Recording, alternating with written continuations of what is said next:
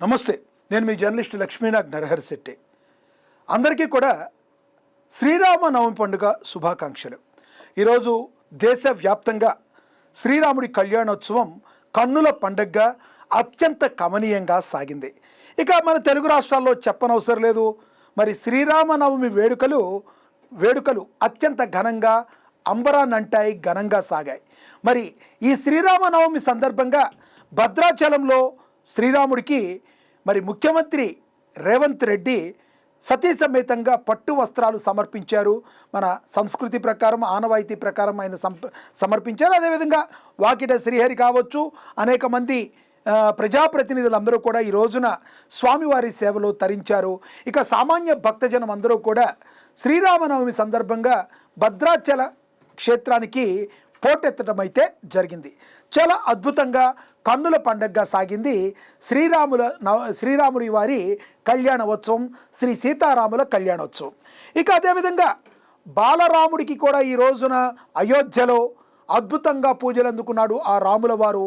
మరి మనకి తెలుసు, ఇది శ్రీరామనవమిలో ఇది మూడోసారి అయోధ్యలో టెంపుల్ ఓపెన్ అయిన తర్వాత బాలరాముడి విగ్రహ ప్రతిష్టాపన తర్వాత ఇది మూడో శ్రీరామనవమి కావడంతో అక్కడ కూడా బాలరాముడు విశిష్టమైన పూజలను అందుకున్నాడు. ఇక అక్కడ ఇక్కడ ఏంటి, వాడల ఊరున రాములోరి యొక్క కళ్యాణం అత్యంత కమనీయంగా మహాద్భుతంగా సాగింది.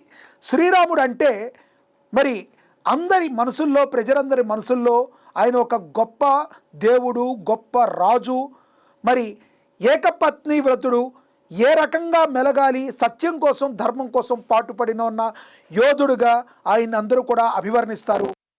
మహానుభావుడి యొక్క కళ్యాణోత్సవం అంటే అందరిళ్లల్లో కూడా అది కళ్యాణోత్సవం లాగా జరుగుతుంది. కాబట్టి ఊరున వాడన మనందరికీ తెలుసు, ఈ సీతారాముల కళ్యాణోత్సవానికి ప్రసాదంగా ఏం పెడతారు? వడపప్పు, పానకం.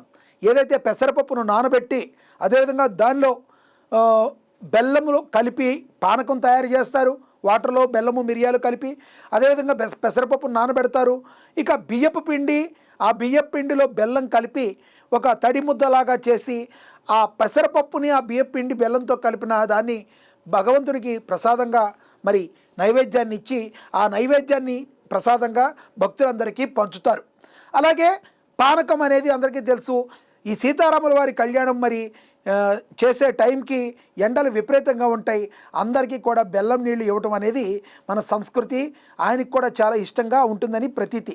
ఇక ఓవరాల్గా చూసుకుంటే తెలుగు రాష్ట్రాలన్నింటిలో కూడా సీతారాముల యొక్క కళ్యాణం అద్భుతంగా జరిగింది. వాడన వీధిన కూడా కళ్యాణ మండపాలు ఏర్పాటు చేసి భక్తులందరూ తమ శక్తి కొలది మరి అందరూ కూడా కళ్యాణాన్ని అత్యంత కమనీయంగా జరిపించారు.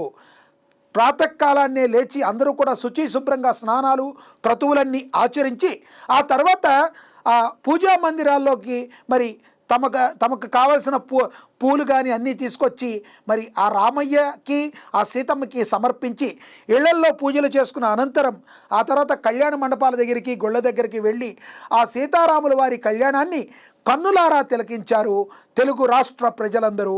ఆ మాటకొస్తే భారతదేశ ప్రజలందరూ. ఓవరాల్గా చూసుకుంటే సీతారాముల వారి కళ్యాణం కన్నుల పండగగా అద్భుతంగా జరిగింది. ఇక అయోధ్య రామ మందిరంలో అద్భుత దృశ్యం అయితే ఆవిష్కృతమైంది. బాలరాముడి ప్రాణప్రతిష్ఠ తర్వాత వచ్చిన మూడో శ్రీరామనవమి కావడంతో అయోధ్య నగరం భక్తి పారవస్యంతో మునిగిపోయింది. ఈ వేడుకల్లో అసలైన హైలైట్ ఏంటంటే సూర్యతిలకం. అవును, సరిగ్గా మధ్యాహ్నం వేళ సూర్యకిరణాలు నేరుగా గర్భగుడిలోని రామాలయంలోని నుదుటిను తాకాయి. శాస్త్ర సాంకేతిక పరిజ్ఞానాన్ని, ఆధ్యాత్మికతను జోడిస్తూ శాస్త్రవేత్తలు రూపొందించిన ఈ అద్భుతం భక్తులను మంత్రముగ్ధులను చేసింది. మనకు తెలుసు, భారత ఇంజనీర్లు ఎంతటి గొప్ప టాలెంటర్ కలవారు. మరి కరెక్ట్గా ఇదే రోజున శ్రీరాముడి యొక్క నుదుటి మీద పడేటట్టు సూర్యకిరణాలు చేశారంటే ఆ సాంకేతికత ఎంత గొప్పదై ఉంటుందో మనందరం కూడా అర్థం చేసుకోవచ్చు. ఈ సందర్భంగా అయోధ్యలో అంబరాన్నంటాయి శ్రీరామనవమి వేడుకలు. రామనవమి వేళ అద్భుత దృశ్యం బాలరాముడి నుదుట మెరిసింది సూర్య తిలకమని కూడా మనకి తెలుస్తుంది. ఇక అదేవిధంగా చూస్తే ఇక భద్రాచలంలో శ్రీరామనవమి వేడుకలు వైభవంగా జరిగాయి. మిథిలా స్టేడియంలో లోక కళ్యాణం కోసం జరిగిన శ్రీ సీతారాముల కళ్యాణోత్సవాన్ని వీక్షించేందుకు తెలుగు రాష్ట్రాల నలుమూలల నుంచి భక్తులు వేల సంఖ్యలో తరలివచ్చారు. భద్రాద్రి పురవీధులన్నీ రామనామస్మరణతో మారుమ్రోగిపోయాయి. తెలంగాణ రాష్ట్ర ప్రభుత్వం తరపున ముఖ్యమంత్రి రేవంత్ రెడ్డి, ఆయన ధర్మపత్ని గీతా స్వామివారికి పట్టు వస్త్రాలు, ముత్యాల తలంబ్రాలను అత్యంత భక్తి శ్రద్ధలతో సమర్పించారు. ఈ వేడుకల్లో డిప్యూటీ సీఎం భట్టి విక్రమార్కతో పాటుగా మంత్రులు తుమ్మల, పొంగులేటి, కొండా సురేఖ, ఇక ఇలా ఇతర ప్రజాప్రతినిధులు కూడా పాల్గొన్నారు. అర్చకుల వేద మంత్రోచ్చరణల మధ్య సీతారాముల కళ్యాణ క్రతువు కన్నుల పండగగా సాగింది. ఈ రకంగా వాడవాడల మరి శ్రీ సీతారాముల కళ్యాణం అద్భుతంగా సాగింది. ఇక ఎంతోమంది యువత జై శ్రీరామ్ నినాదంతో హోరెత్తిచ్చారు. అవన్నీ కూడా మనకి తెలుసు. మరి భద్రాచలంలో ఎంతటి విశిష్టతంగా మరి పూజారులు కూడా రెండుగా విడిపోతారు. అమ్మవారి తరపు కొందరు, మరి అయ్యవారి తరపు కొందరు విడిపోతారు.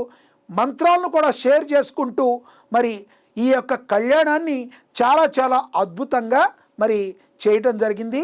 మరి అక్కడ వీక్షించలేని వారు, భద్రాద్రి కొండ వరకు వెళ్ళలేని వారు తమ ఇళ్లల్లో కూర్చుని భద్రాచలంలో సీతారాముల వారి కళ్యాణాన్ని చూస్తూ ఇక్కడ తన్మయత్వంతో మునిగిపోయారు అంటే బహుశా అతిశయోక్తి కాదేమో.